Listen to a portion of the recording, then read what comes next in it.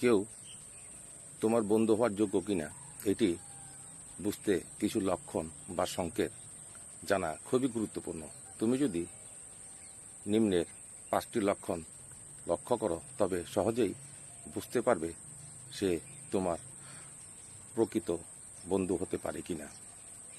তার প্রথমত বিশ্বাসযোগ্যতা এবং আস্থা। তোমার বন্ধু হওয়া উচিত এমন একজন যার উপর তুমি নির্ভর করতে পারো।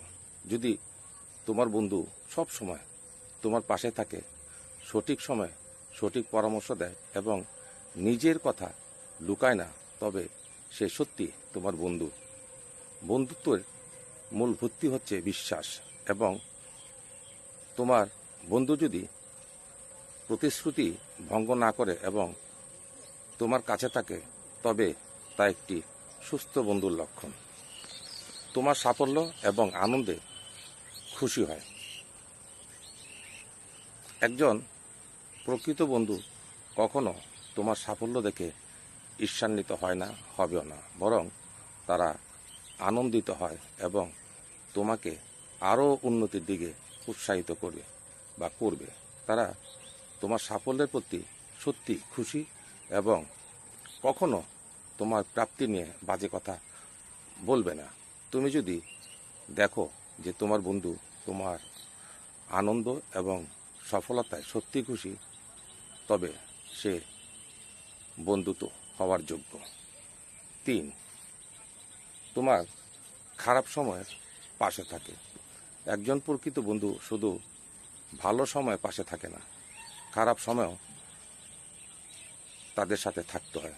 যখন তুমি কঠিন পরিস্থিতির মুখোমুখি হও, তখন যদি তোমার বন্ধু তোমাকে সান্ত্বনা দেয়, সহায়তা করে এবং তোমার পাশে থাকে, তবে সে তোমার বন্ধু হওয়ার যোগ্য। আমাদের বয়সী ছেলেরা, বা আমিও নিজে ভাবতাম, ছেলেরা ভদ্র, বিনয়ী এবং চরিত্রবান হলে বিয়ের বাজারে তাদের কদর বেশি থাকে। কারণ তখন অনেক পরিবার মেয়েকে বিয়ে দেবার জন্য এ ধরনের পাত্রই খুঁজত। লোকে বিশ্বাস করত একজন সৎ চরিত্রের অধিকারী ছেলে হাতে মেয়েকে তুলে দিতে পারলেই তার ভবিষ্যৎ নিরাপদ হবে, সে সুখী হবে। আর এখন যুগের সাথে সাথে উপযুক্ত পাত্রের সংজ্ঞাও পাল্টে গেছে। ছেলেরা জানে একমাত্র প্রতিষ্ঠিত হলেই বিয়ের বাজারে তার ডিমান্ড বেশি হবে।